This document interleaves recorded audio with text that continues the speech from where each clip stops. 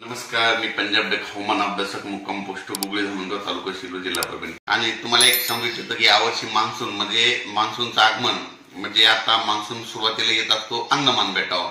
तर अंदमान बेटावर मान्सून 22 मेला धडकण्याची शक्यता आहे, म्हणून हा अंदाज लक्षात द्यायचा. राज्यात ज्यांचे कांदे असेल त्यांनी तुम्ही काय करायचं, झाकून ठेवण्याची तयारी ठेवायची. कारण की आता हे जे पाऊस पडणार आहे पश्चिम महाराष्ट्राकडे, समजा मध्य महाराष्ट्र तसेच कोकण पट्टीकडे जास्त पडणार, म्हणून कांद्याची आंब्याची काळजी घ्या. आणि परत एक वीटभट्टीवाल्यासाठी सांगू इच्छितो की तुम्ही काय करा, जवळपास आता हे जवळपास 18 तारखेपर्यंत तुमच्या विटा झाकलेल्या ठेवा. कारण की खूप वारा पाऊस राहणार आहे, म्हणून तुम्ही तुमची काळजी घ्या.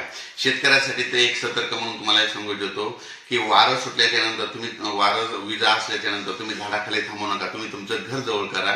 कारण की या पावसामध्ये विजेचं प्रमाण जास्त आहे, म्हणून हे अंदाज लक्षात घ्या. आणि त्यानंतर सांगू इच्छितो की राज्यात यावर्षी 8 जूनला ज्या वर्षी समजा मिरग निघतो त्या वर्षी पाऊस जास्त पडतो. आणि योगायोगाने यावर्षी 8 जूनला मिरग निघाला आहे. गेल्या वर्षी 7 जूनला मिरग निघाला म्हणून राज्यामध्ये थोडाफार पाऊस कमी झाला, पण यावर्षी 8 जूनला मिरग निघणार आहे, म्हणून यावर्षी चांगला पाऊस पडणार आहे. जूनच्या शेवटच्या आठवड्यात पेरणीचा पाऊस येणार आहे, त्याच्यामध्ये जुलैमध्ये जास्त पडणार आहे, ऑगस्ट महिन्यात कमी पाऊस राहणार आहे, सप्टेंबर ऑक्टोबरमध्ये सरासरीपेक्षा जास्त पडणार आहे. आणि परतीचा पाऊस म्हणजे 5 नोव्हेंबरला पाऊस आपला राज्यामधून निघून जाणार आहे, म्हणून हे अंदाज लक्षात द्यायचा. अचानक वातावरणात बदल झाला तर परत एक मेसेज दिला जाईल. धन्यवाद.